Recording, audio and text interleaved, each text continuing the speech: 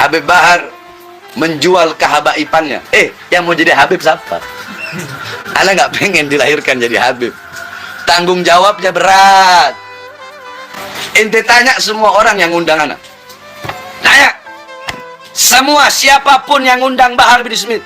Pernah nggak Bahar bin Smith bilang, kalau ngundang Bahar bin Smith harus sekian juta, 10 juta, sekian belas juta, sekian juta? Pernah nggak keluar kata-kata itu? Kalau ada yang bilang Habib Bahar bin Smith pernah masang target untuk ceramah, pasang target untuk dakwah, bawa ke sini orang. Ana pergi ke penjara, terus Ana bilang, Pak, tahan saya.